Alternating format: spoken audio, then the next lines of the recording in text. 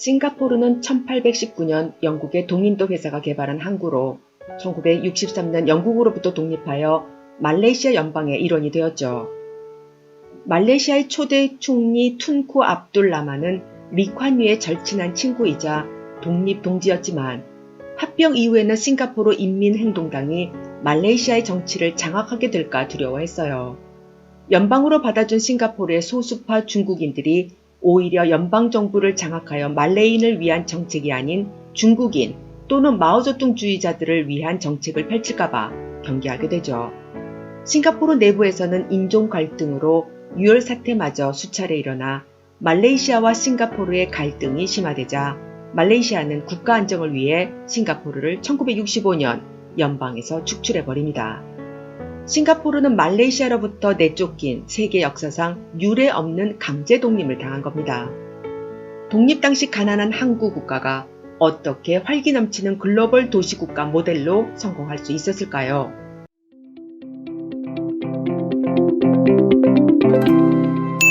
싱가포르는 미래가 없는 암울함만이 가득한 절체절명의 위기 상태로 당면한 실업 문제와 자급자족의 문제가 심각한 상태였습니다. 독립 당시 자원은 물론 시장도 인재도 없었고 식수까지 말레이시아에 의존했어요. 중국계, 인도계, 말레이계 등 종족과 다양한 종교로 나뉘어 사분오열이었고 무엇보다 국민들의 기본적인 생존 요건조차 갖춰지지 않은 상태였죠. 경쟁력 없이 옷가지만 챙겨 쫓겨난 어린 자녀와 같은 모습의 싱가포르가 상상되시나요? 절망과 굴욕의 암울한 현실에 싱가포르에 미래형 비전을 제시한 사람이 있었으니 바로 리콴유 싱가포르의 초대 총리입니다.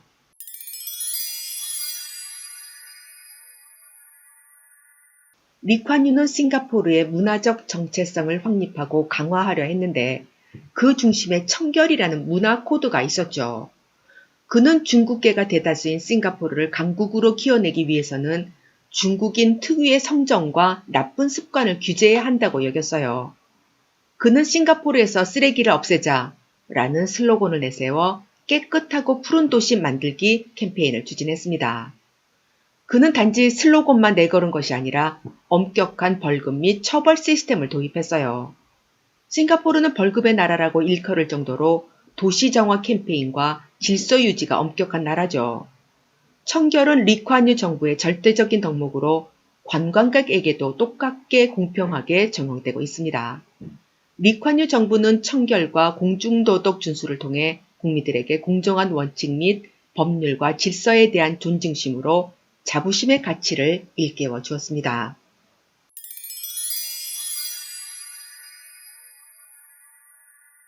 싱가포르가 말레이시아 연방에서 축출되었을 때 국가 전반에 걸친 공무원의 부패는 골칫거리였어요.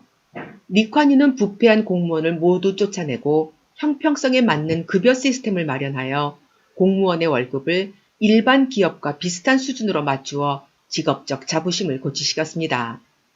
높은 수준의 교육과 의료 서비스는 삶의 질 확보를 위한 주요 여건으로 삼았으며 교육 수준뿐 아니라 능력도 뛰어나고 청렴결백한 사람만이 국가 공무원이 될 수 있었죠. 자질 있는 학생들을 일찍부터 선발해서 국가 장학금을 주어 외국 유학을 보내고 지도력이나 팀워크는 물론 심리 상태나 체력까지 종합적으로 테스트해서 국가를 이끌 인재를 선발했다고 합니다. 청렴한 공무원 인사 채용 시스템, 투명한 성과주의 정책이 바로 평등한 기회와 공정한 과정, 그리고 정의로운 결과를 만들어냈다고 할 수 있겠습니다.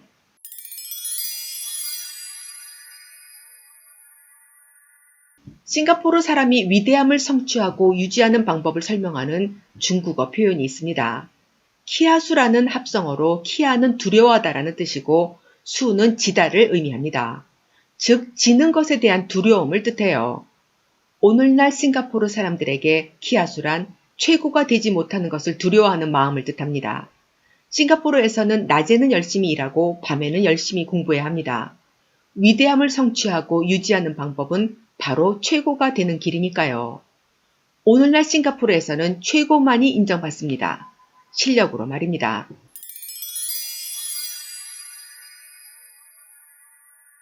싱가포르에는 중국계가 전체 인구의 74%를 차지하며 말레인이 13%로 두 번째로 많습니다. 한 해에 태어나는 싱가포르의 아기보다 이민으로 유입되는 새로운 시민의 숫자가 더 많고요. 향후 싱가포르의 국가에 도움이 될 만한 인재에 대해서는 적극적으로 이민을 장려하여 체류 비자나 취업 비자, 영주권을 얻기가 다른 나라에 비해 쉽죠. 투자 및 사업 이민의 경우 100% 외국인 투자가 가능합니다. 싱가포르는 다양한 문화를 적극적으로 받아들여 고유한 문화를 창조해냈다고 하겠습니다.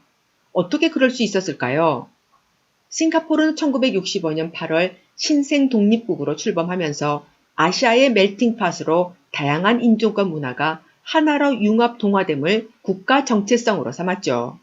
싱가포르의 공용어는 영어, 중국어, 말레이어, 타밀어 4개이며 모든 국민은 기본어 영어와 모어 등 최소 2가지 언어를 구사합니다. 중국어를 버리고 영어를 공용어로 선택한 언어정책, 인종과 민족에 따라 차별을 두지 않고 오로지 능력에 따라 발탁하고 업적에 따라 보상하는 싱가포르 특유의 실적주의와 업적주의 시스템이 바로 오늘날 싱가포르의 성공 요인이죠. 모든 민족들에게 기회를 균등하게 주어 개인 능력에 의해서 발탁되고 업적에 의해 승진하는 그런 사회를 지향했습니다.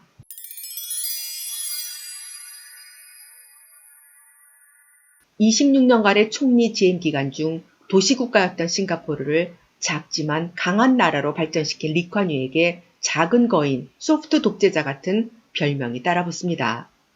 그는 질서를 넘어선 자유는 용납되지 않는다며 강력한 법치주의 신봉자였으니까요. 자신이 세상을 떠난 후 자신의 집이 국가 성지로 지정되는 일이 없도록 자신의 사후에 집을 허물라고 지시했다고 합니다. 하지만 경제개발 이유로 인한 장기 집권, 지나친 인권 통제, 그의 자녀와 측근들은 대부분 고위 관리로 재직하거나 주요 기업을 운영하고 있고 아들 리셰룽의 권력 세습 때문에 젊은 층을 중심으로 정치 후진국에 대한 불만이 커지고 있는 것도 사실입니다. 하지만 리콴유는 가난해서 부유함으로 열등감에서 자신감으로 가득 찬 글로벌 허브라는 확실한 싱가포르 국가 브랜드를 창조한 사람임에는 틀림이 없습니다. 서구 사회에서 싱가포르를 거점 도시로 여기며 거주하고 투자하는 이유는 정치적으로 경제적으로 안정되어 있기 때문이죠. 국제투명성 기구에서 발표하는 국가별 부패 인식 지수에서 싱가포르는 아시아 국가로 유일하게 매년 10위 안에 드는 국가이며 2018년 공동 3위, 2019년 공동 4위를 차지했죠. 깨끗한 도시, 깨끗한 공무원의 시스템을 마련한 사람이 바로 리콴유입니다. 모든 리더에게는 공과가 있죠. 리콴유도 마찬가지입니다.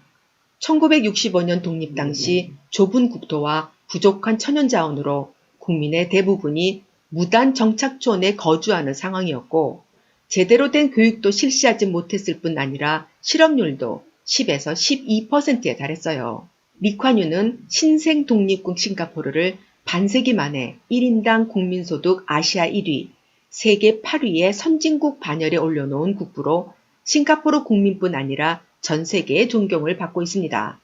일부 서방 언론은 싱가포르를 일당 독재를 통해 글로벌 자본주의의 꽃을 피운 모순의 나라로 부르기도 하죠. 싱가포르는 말레이시아 연방에서 추방되어 생존 불가능한 최빈국의 입장에 놓여 있었지만 오늘의 싱가포르는 선진국이 되었고 말레이시아는 아직 개발도상국입니다. 리콴유는 불법 파업엔 강력한 법 집행, 생산성 초과 않는 임금 인상 원칙을 고수하고 친기업형 경제개혁에 대한 비전을 세워 낮은 법인세율로 기업하기 좋은 환경을 조성했습니다. 경제개발과 성장을 최우선 국가 목표로 정한 전략가이자 냉철한 현실주의자, 미래 비전을 설계하고 실천에 옮겼던 리콴유에게 독재자라기보다 국부로 평가받는 이유는 간단합니다. 동남아 조그만 항구촌 말레이시아로부터 쫓겨났던 싱가포르를 자유경제 허브로 만든 것은 바로 리콴유 리더십이기에 가능했기 때문입니다. 1979년 10월 리콴유는 박정희 전 대통령의 초청으로 한국을 방문했습니다. 그는 청와대에서 열린 환영 만찬에서 다음과 같이 말했죠. 어떤 지도자들은 자신의 관심과 정력을 언론과 여론조사로부터 호의적인 평가를 받는 데 소모한다. 하지만 제대로 된 지도자는 오직 일하는 데만 정력을 집중하고 평가는 역사의 심판에 맡긴다. 미국의 CNN 방송은 2015년 리콴유를 통해 배우는 교훈이라는 방송에서 미국 지도자들은 이상주의적 리트머스 시험지보다 성과주의적 엄밀한 검증에 매진할 때 아닌가 자문해야 한다고 말했습니다. 이미지보다는 성과에 당장의 인기보다 훗날 역사적 평가를 도모하는 지도자를 얻기 위해 엄밀한 검증이 필요한 나라, 바로 대한민국의 현주소입니다. 감사합니다.